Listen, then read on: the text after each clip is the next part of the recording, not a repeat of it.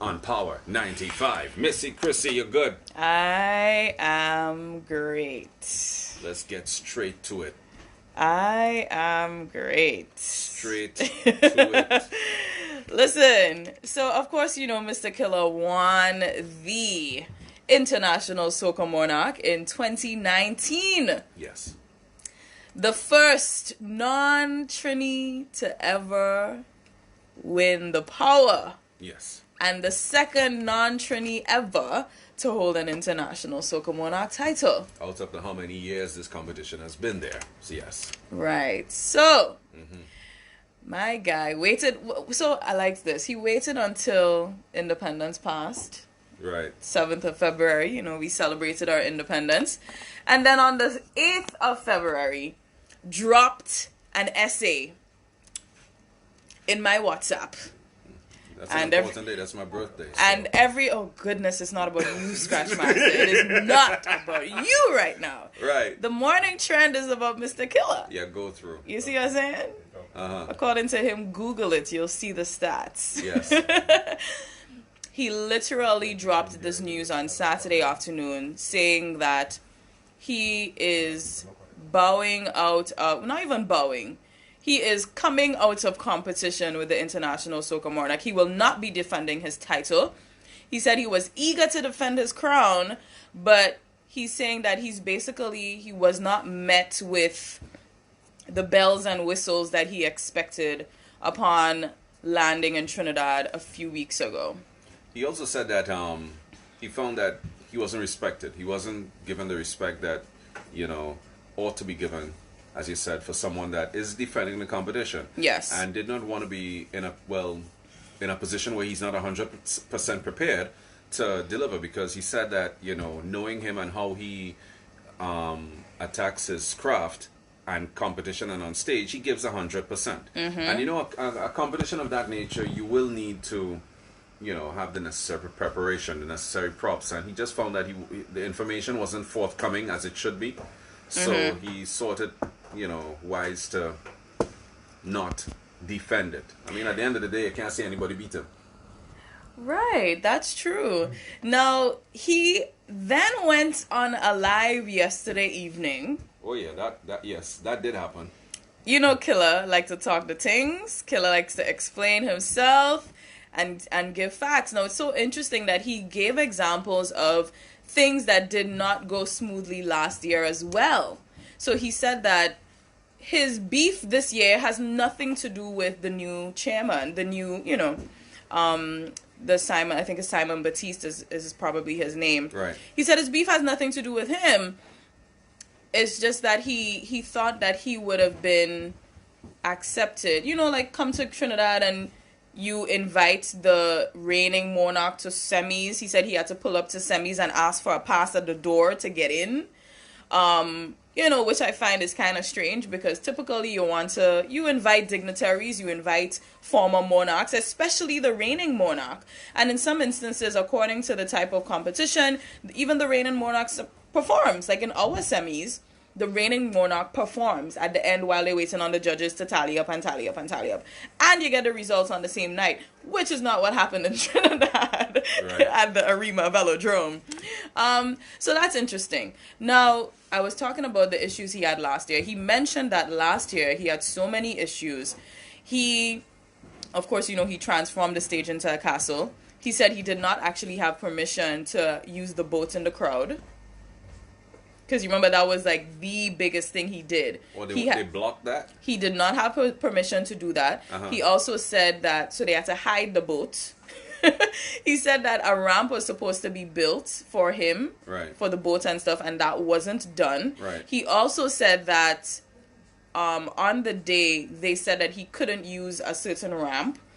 He said that he also had to pay $95,000 to get the fireworks on the day. So on the day, he had to pay $95,000. He was only made aware of that on the day? I'm just saying it the way he said it. So I don't know if he didn't know before, but he said on the day. 95,000 TT. I'm assuming it's TT. Right. He also spoke of his plans for his presentation this year, because it was going to be a soca storm. Right. He said he was going to build a whole village on stage as compared to the castle last year. Yeah. And the whole village was going to be on hydraulics. And when the soca breeze blow, the village was going to move with it. Mm-hmm. You know what I mean? So, Killa, we know Killa and what he comes with for Soca Monarch. We're accustomed to Killa and his antics on stage. Yeah. He gives you a full presentation. And you could tell that Killa was he's a little peeved. Not a little, very. You could tell. Very. I mean, you could tell. The fact that he's staying out of competition, and my thing about this is that it's so unfortunate that a genre of music that is supposed to bring people together, that's supposed to create unity and so on, is like it's causing some divisiveness in the industry. Mm-hmm. We all know it ain't any secret. Killa won, well deservingly so, last year. And should have won another year, but that's a whole nother story. We had time for that. We have about a minute and a half with the comments of Rick's Cafe. But it did ruffle some feathers in the industry. Yeah. That is not a surprise. I mean, there was some talk that, they let him come and take away we thing. And my whole thing is, first of all... International. Right, it's the International Soca Monarch. Have your national. If you're upset, have your national. Yeah. And then have your international. Yeah. You know what I mean? And... again, but international. The competition has been struggling.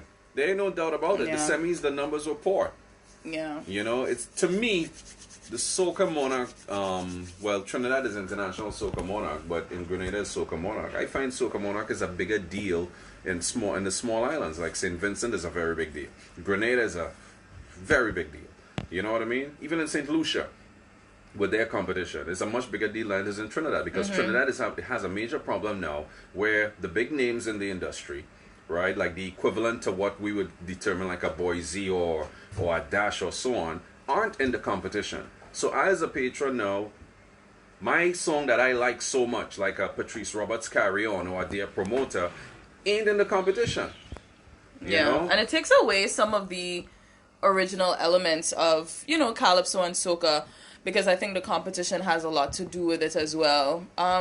So it kind of goes to your point. Now, the creative director of the International Soca Monarch, Simon Batiste, he says that he finds that Mr. Killa's decision to withdraw truly unfortunate. Yeah.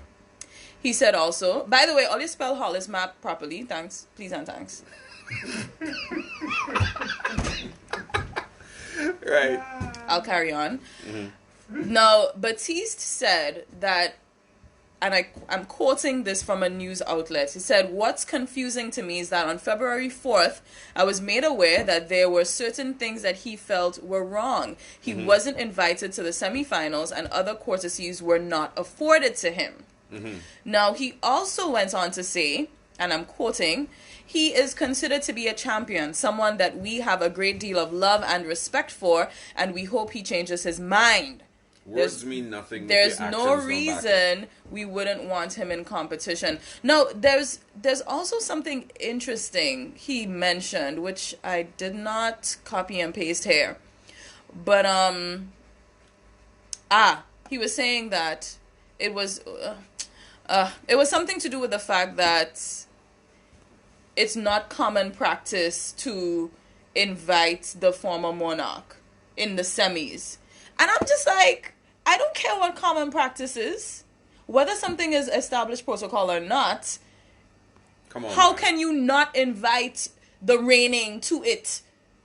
If the reigning was Marshall, you have 50 passes going to Marshall camp to get all his people in for the semis. Whether he comes or not. Yeah. So whether something is common practice, there's his. Yeah, I did copy it. He said it as far as he knew, it wasn't common practice for winners to be invited to the semi-final rounds. So I don't want to see what my competition have so I could beat them again in the finals. I am tizzic about the situation. Oh boy. Anyways. Yeah. But what I must say, I love my Grenadian people. I love that we are completely supporting Mr. Killa in his decision. He's getting a lot of love for it. I love it. I love that we're all rallying around him right now. Hollis with the C. And I love it. I love the support, and everybody's like, listen, we don't care. We love you anyway. And I think I echo those sentiments. Yeah, he has. I caught at the end of the live, and when he was giving the stats with regards to the same song, oh Lord, what's the name of it? The one that he was going to defend. Soca Storm. Soca Storm, which Major Lazer took up and did some production on as well. Yeah, he was talking about. I said it played in the Super Bowl and all these different things. So yeah, and he even mentioned that in the live yesterday that it didn't matter if he came in second or third. You know, he does it for his fans. Yeah. You know, whether or not you get the money, cool. But he's saying that it doesn't matter. And people are talking about, oh, the song ain't going anyway. And that's when he started talking about the fact that the song is actually doing well. Understand something, eh? You could have the biggest song. It doesn't mean you're going to have the biggest performance on the night. Oh ho ho! And one thing you know Killa gonna do. Oh ho ho! Anyway, that Only was... forgetting that Killa fly down from the highest point in the national stadium already.